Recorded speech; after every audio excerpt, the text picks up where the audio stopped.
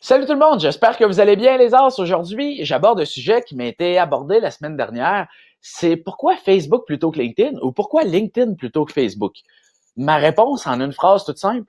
Pourquoi se contenter d'un quand les deux sont disponibles? Chacun a sa force, chacun a sa faiblesse. C'est très, très normal. Dans la vie, il n'y a rien de parfait. Moi, je vais commencer avec LinkedIn. Pourquoi? Parce que c'est un canal que je maîtrise énormément bien, quoique Facebook, pas si pire aussi. Mais c'est que LinkedIn peut permettre en B2B quelque chose d'exceptionnel. Vraiment, il peut permettre des trucs qu'on pouvait pas faire auparavant, qui va vraiment accélérer la curve de développement des affaires d'une entreprise. Premièrement, avec LinkedIn, on peut cibler les gens selon ce qu'ils font précisément. Donc, par exemple, si vous êtes en B2B, je vais vous donner un exemple que j'ai eu dans mes débuts en affaires, que le gars, il n'a jamais pensé possible. Lui, il y a une compagnie qui s'occupe comment on dit ça? De la répartition au niveau des entreprises de transport. Donc, lui, il va aller chercher, il va aller voir les entreprises de transport, il va les aborder, puis il va leur faire comprendre qu'il peut les aider à diminuer leur budget. Donc là, il me dit, mais Danny, comment je fais pour aborder ce monde-là sur les réseaux sociaux? Dans mon réseau, il y a personne qui utilise les réseaux sociaux. Dans l'industrie, personne n'utilise les réseaux sociaux. Puis pour moi, c'est pas une bonne raison. C'est pas parce que personne le fait que ça doit pas être fait ou qu'il peut pas avoir de potentiel. Dites-vous que chaque grande invention, chaque grande révolution, c'était pas fait avant d'être faite. Je vais simplifier ça comme ça. Donc, je lui demande, c'est qui ton client idéal? Il dit les compagnies de transport. Je dis non, mais une compagnie de transport, il y a au-dessus de 500 personnes, 1000 personnes. C'est qui ton client? C'est qui que tu vas voir? C'est qui prend la décision? Il dit, c'est les CFO. Je dis, c'est quoi un CFO? Il dit le Chief Financial Officer. Donc, celui qui s'occupe des finances dans l'entreprise de transport, finalement. Donc, je dis, parfait. Puis ces gens-là, ils ont Internet comme tout le monde. Il me dit, ben oui, Danny. Je dis, ben fantastique. Fait qu'on prend en fait, c'est une consultation de 4 heures qu'on prend ensemble. J'y apprends de un à trouver toutes les Chief Financial Officer, les CFO qui avaient peut-être que je me trompe de terme, soit dit en passant, mais c'était CFO. Donc, on le connecte avec toutes les CFO qu'il y a sur LinkedIn qui travaillent dans l'industrie du transport. On le connecte automatiquement avec un système qui permet de récolter des listes. On peut récolter 10 000 noms si on veut. Ensuite, on clique sur Connect avec un beau petit message. On patente on programme, c'est-à-dire le first name. Donc, ça va dire bonjour, Danny. Mon nom est X de X compagnie et j'aimerais vous apporter aujourd'hui du contenu de qualité à propos de X sujet. Donc, ça va envoyer cette invitation-là aux 10 000 personnes sur LinkedIn. Encore aujourd'hui, il y a des gens qui font une invitation à la fois, ce qui est très, très long. La puissance de LinkedIn en B2B, vous ciblez votre client idéal, vous ciblez c'est qui le preneur de décision dans l'entreprise, vous connectez avec lui. C'est merveilleux. Ensuite, vous pouvez envoyer des messages à ces gens-là. Encore une fois, de façon automatisée. Donc, vous pouvez envoyer un message après une journée, après une semaine, après un mois, après 2 mois. Puis les gens, ben, ils viennent qu'avec une fréquence, ils vous reconnaissent. Puis si vous n'êtes pas tannant dans votre approche, si vous n'êtes pas « Hey, salut, est-ce que je peux vous vendre quelque chose aujourd'hui? » Ben, les gens, ils vont finir par créer une relation avec vous sans même que vous en rendiez compte, sans même que ce soit ce après quoi vous courriez. Juste d'être présent, les gens vont commencer à vous reconnaître.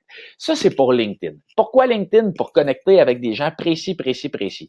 Par exemple, sur Facebook, on pourrait pas dire je vais connecter avec tous les CFO. Il faut manuellement scouter chacun de leur profil pour savoir si c'est ce qu'ils font dans la vie. Puis à l'inverse, il y a tellement de métiers qu'il faut connaître les gens qui font ça pour aller connecter avec eux. Puis Facebook, en plus, étant une plateforme où est-ce qu'on va connecter principalement avec nos amis et non avec un réseau professionnel, vous risquez de pas avoir de taux d'acceptation ou presque personne qui va vous accepter.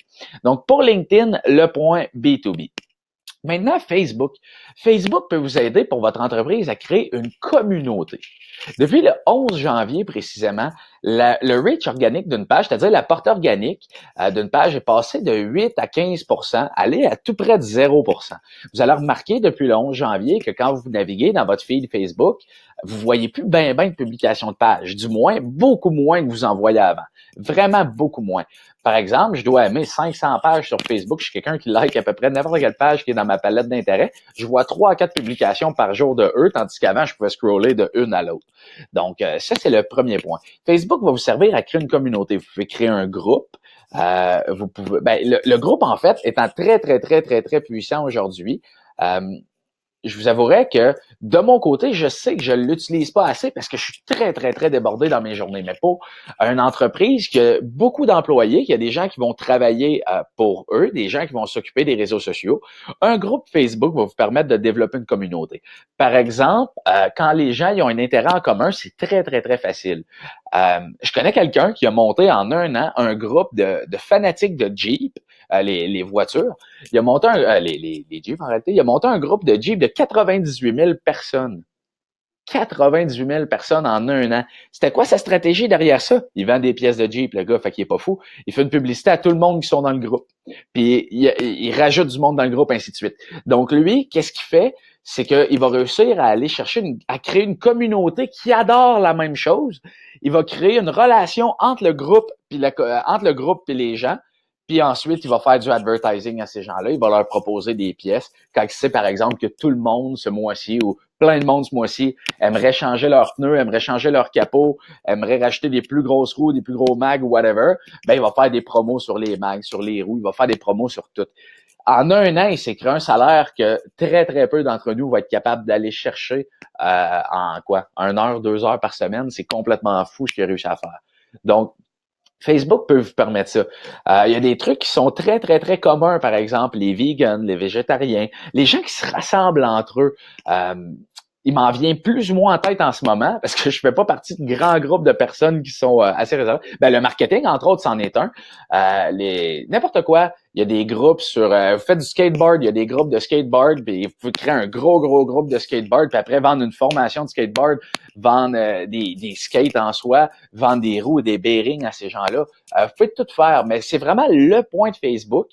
Facebook va vous permettre de créer une communauté. LinkedIn va vous permettre d'aller chercher des gens auxquels vous n'auriez pas eu accès autrement. Donc, je vous dirais, c'est la différence entre les deux points. Pourquoi utiliser l'un plus que l'autre? J'y vois pas d'avantage. Pourquoi utiliser les deux? J'y vois 1000 avantages. Donc, j'espère que ça répond bien à votre question. Si vous avez d'autres questions, écrivez-les en commentaire. Ça va me faire grandement plaisir de vous répondre. Sur ce, je vous souhaite une excellente fin de journée. Merci, au revoir.